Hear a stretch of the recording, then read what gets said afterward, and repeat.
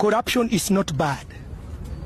Corruption is only bad if I'm not involved. Yes. But if I'm part of that corruption, I'll defend it. For decades, the South African Broadcasting Corporation wasn't just a broadcaster, it was the voice of a nation. But what happens when that voice stops speaking truth and starts echoing corruption, incompetence, and decay?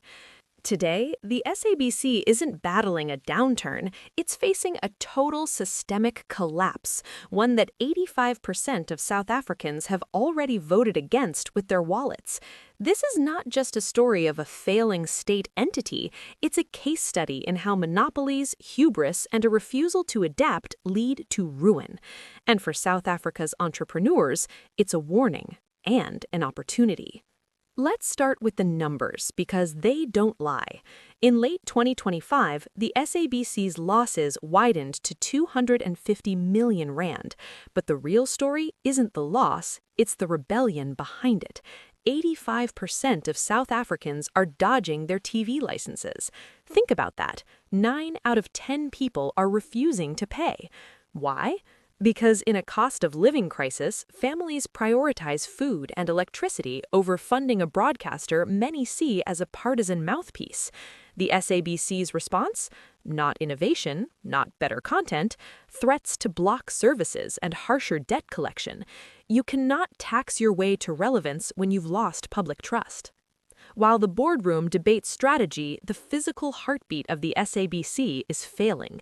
In late 2025, the broadcaster faced a day zero, a total signal blackout. Why? Because Centec, the state signal distributor, threatened to pull the plug over unpaid bills totaling hundreds of millions of rand. This is a masterclass in operational failure. Treat your critical supplier like a bank, and eventually the debt collector arrives. For entrepreneurs, the lesson is brutal. Solvency isn't optional. Your distribution chain is your lifeline. To understand today's collapse, you must excavate the layers of rot. The Hlaudi Motsoeneng era was a tipping point. You know, I know people regard Truly as this person with dignity, respected. I don't respect Truly, because what she did, it was evil.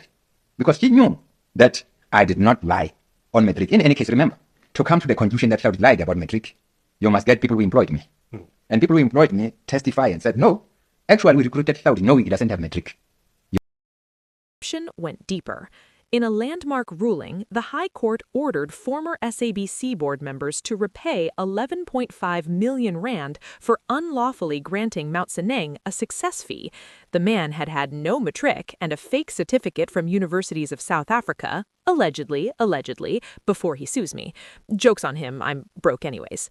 This ruling is a victory, but it's a fraction of the billions lost to mismanagement.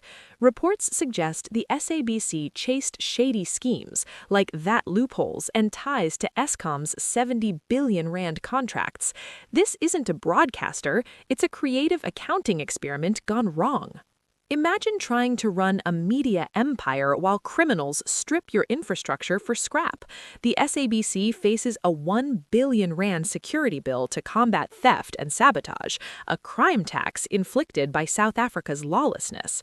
But the sabotage isn't only external. SIU probes reveal internal patronage networks draining resources meant for content. In January 2026, the Daily Maverick asked, who killed the SA film industry? The answer? The government. The SABC's mandate was to fuel local content, but its frozen commissions and delayed payments have decimated production houses. Camera operators, writers, editors, their livelihoods destroyed by a client that won't pay. The result? A zombie industry kept alive only by global platforms. Just when clarity was needed, the government withdrew the SABC bill, a law meant to fix its funding. Now, unions threaten strikes, employees face retrenchments, and advertisers flee. Uncertainty is the enemy of investment, and the state has mastered it. Why call this a deserved collapse? Because the public already has. On social media, the SABC is a relic, a joke. The youth use TVs as Netflix monitors, not SABC receivers.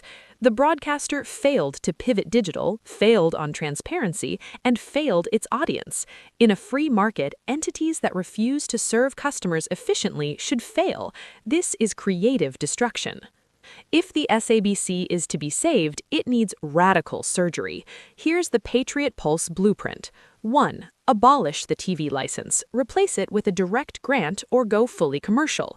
2. Sell assets. Divest commercial radio stations like 5FM and Metro FM to fund public service content. 3. Go tech first. Launch a free, ad-supported streaming app for archived local content. 4. Governance overhaul. Ban political board appointees. Hire media professionals. But for South Africa's entrepreneurs, this collapse isn't an end, it's an opening. The media monopoly is broken. Podcasts, YouTube news, indie streaming, they're the future. You don't need a broadcast tower, you need a webcam and a voice.